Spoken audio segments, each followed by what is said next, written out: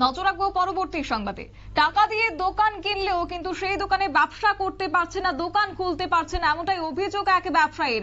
এবং ঘটনাটি অবশ্য আগরতলার শান্তির পাড়া এলাকায় বলে জানা গেছে এবং অভিযোগ হচ্ছে বা অভিযোগের তীর এবার রয়েছে শান্তির পাড়া ঐক্যতান যুব সংস্থার ক্লাবের বিরুদ্ধে। এবং ব্যবসায়ী বলছেন যে তিনি নিজের টাকা দিয়ে দোকান কিনেছেন, অথচ সেই দোকানে তিনি ব্যবসা করতে পারছেন না কিছু দুষ্কৃতিকারীর জন্য। জানা গেছে গত ডিসেম্বর মাসে দোকানটি ক্রয় করেছেন এবং তার দুদিন পর থেকেই দোকানে কে বা কারা এসে তালা ঝুলিয়ে দিয়ে যাচ্ছে।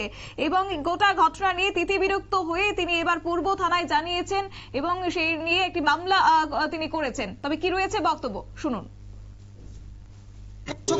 আমি নিজের পয়সাটা মানুষ জিনিস কিনা, মানুষের গণতান্ত্রিক অধিকারের জিনিস বুক করতে পারতো না, তাদের যন্ত্রণা, তারা উচ্ছৃঙ্খল করতেছে। এই দোকান, আমার দোকান অন্যায় ভাবে তালা দিছে, দিছে ক্লাব নামদারি এক দুইজন উচ্ছৃঙ্খল যুবক, আর নাম দিয়ে আমি বলতে চাই না। আমরা চাই এখন আমরা শান্তিভাবে দোকান করতে পারি। মাননীয় মুখ্যমন্ত্রীর সাথে কেউ দেখা করে না আমাদের। আমরা ৮ বটতলি ভোটার, মাননীয় মুখ্যমন্ত্রী ভোটার, কিন্তু মুখ্যমন্ত্রীর সাথে দেখা করার কেউ সুযোগই করে দিতেছে না। আমাদের মুখ্যমন্ত্রী, আমরা অভিভাবক, তাই সম্মান করি এবং তাই জনপ্রিয় জনদরদী মানুষ।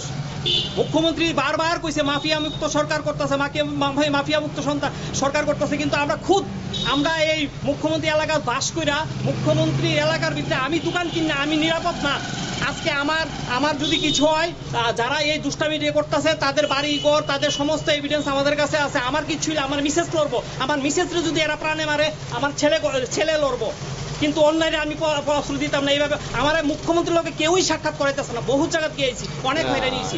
এখন আজকে যে তালা আমাদের দোকান, থানাতে আমরা জানাইছি আমাদের দোকান, আমরা হ্যাঁ সব দেখাবো, আমরা জানাইছি আমাদের দোকান, আমরা কে বা কারা তালা দিছে, আমরা তালা খুললে আমাদের দোকানে আমরা খুলতাছি। থানার আমি একটা ইনফর্ম করে এসেছি। তালাটা দিছে কে? তালাটা দিছে কে বা কারা আমরা জানি না, ওখানে আমি তো এখানে থাকি না। ক্লাব নামদারি এক দুইজন উচ্ছৃঙ্খল যুবক হ্যাঁ দিছে, তাদের কাছে এটা বিক্রি করে দিতাম। আমি কিনছি কেন তারা না জানাইয়া, আমার ক্লাবরে জানাই যে দোকান কিনতে লাগে, এটা তো আমি জানি না। আমি পেপারে অ্যাড পাইয়া কিনছি, পেপারে অ্যাড পাইয়া আমি আমার বিশেষ দোকান কিনছি, তার কাছে এখন দোকানটা বিক্রি করে দিতাম। আর দোকানটা তারা ক্লাব বানাইবো, মানুষের রেজিস্ট্রিকৃত দোকান যে তারা দখল করে এটা তো আমরা জানি না। আর আমি ৮ বটতলির ছেলে, আমি ৮ বটতলি, আমাদের বাড়ি মুখ্যমন্ত্রী ডোর টু ডোর সব আমরা যাই। আজকে আমি নিরাপত্তায় ভুগতেছি, কোনো জায়গাতে আমি কোনো হেল্প পাইছি না, কোনো জায়গাতে কোনো হেল্প পাইছি না। আজকে আমার রেজিস্ট্রিকৃত দোকান আমি খুলতে পারতাছি না, হুমকি দুমকি মেরেলামো। আমি মৃত্যুরে ভয় পাই না, যার কারণে আমার দোকান, আমার নিজের পয়সা, আমার কষ্টে অর্জিত পয়সা দেওয়া দোকান কিনা আমি তালা খুলতাছি। আর মুখ্যমন্ত্রীর কাছে মানে করজোর অনুরোধ, আপনি দেখেন এই এলাকাটার ভিতরে কি হইতেছে, আপনি দেখেন, আপনার কাছে এতটুকু অনুরোধ। আমরা নিজে আজকে অত্যাচারের শিকার তাদের।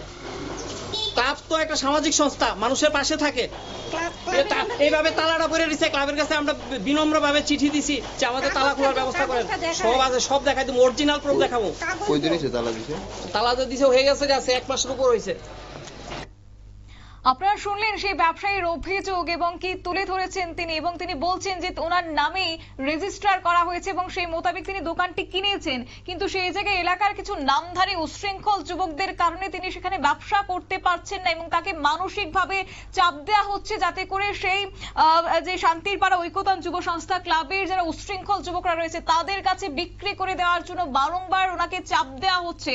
তবে এই গোটা বিষয় নিয়ে মুখ্যমন্ত্রীর নিকট তিনি দ্বারস্থ হতে চেয়েছেন, মুখ্যমন্ত্রীকে বিষয়টি অবগত করার চেষ্টা করেছেন, কিন্তু তাকে বারংবার বাধা দেওয়া হচ্ছে। এবং দেখা যাক, এই মুহূর্তে তিনি আবেদন রেখেছেন রাজ্যের মুখ্যমন্ত্রীর নিকট এবং খবর প্রকাশিত হওয়ার পর তিনি কি সদুত্তর দেন বা কি পদক্ষেপ গ্রহণ করেন সেদিকে অবশ্য সেই ব্যবসায়ী কার্যত গোটা মহলের নজর থাকবে।